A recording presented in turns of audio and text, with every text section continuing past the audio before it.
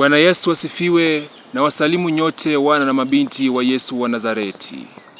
Hapa nipo shambani, msishangae, cha muhimu ni ujumbe. Dunia iko mwishoni, dunia imeisha, dunia imetikisika, hata viongozi wa nchi hawana mwelekeo kabisa. Hawaongozwi na ule mwongozo wa Roho Mtakatifu. Viongozi wa dini katika dini za Kiislamu na za Kikristo, dini zote, viongozi hawaongozwi kwa hofu ya Mungu, bali wanaongozwa kwa nguvu na mabavu. Sikiliza maneno ya nabii huu, Roho anena na kanisa. Watu wengi walidhani kwamba kumchezea Mungu kwa kuruka na kutingisha viuno kwamba ndio Mungu atawasikia. Onyo kwa wanawake kwanza. Kama wewe ni mtoto wa kike, kama wewe ni mwanamke, usikate kiuno kanisani eti kwa sababu unamchezea Mungu. Kama ni kukata kiuno, kata kiuno chumbani, katia mume wako kiuno chumbani. Usicheze staili za kiajabu katika madhabahu ya kanisa. Maandiko yanasema katika mambo ya Malawi, kitabu cha Malawi sura ya 19 mstari wa 30, maandiko yanasema kwamba zishikeni sabato zangu na mpaheshimu patakatifu pangu. Katika kanisa sio mahali pa kurukaruka tu eti kwa sababu ni nyimbo. Nyimbo zina mpangilio wa kucheza.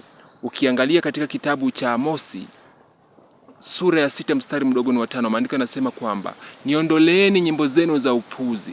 Wimbo unaweza kuwa kweli ni wa Injili, lakini nategemea unauchukulia au unaucheza kwa staili gani.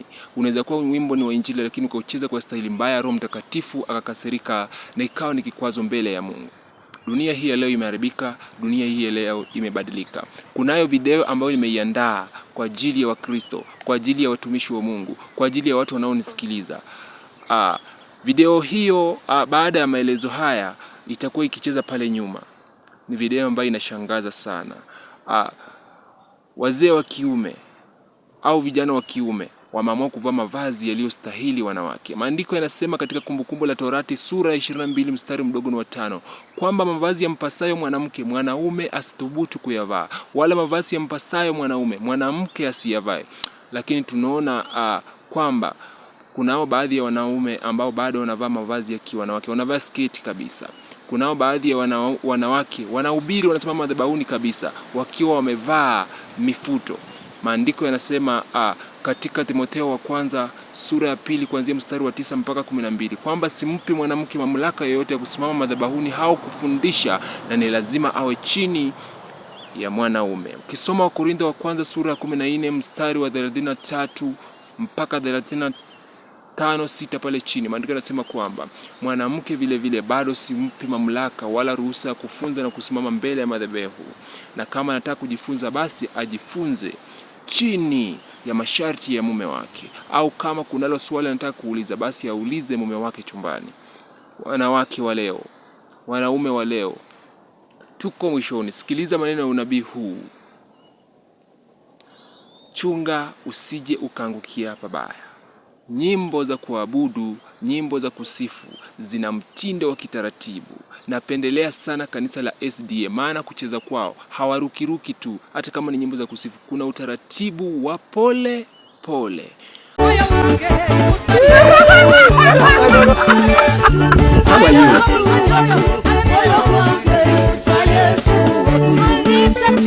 Are you okay?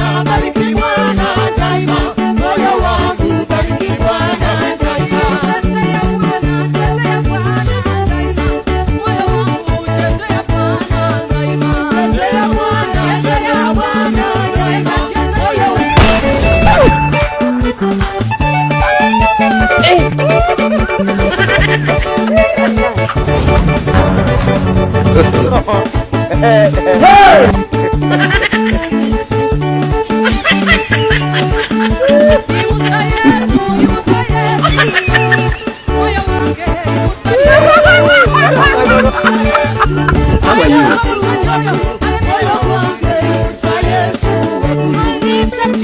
Are you okay?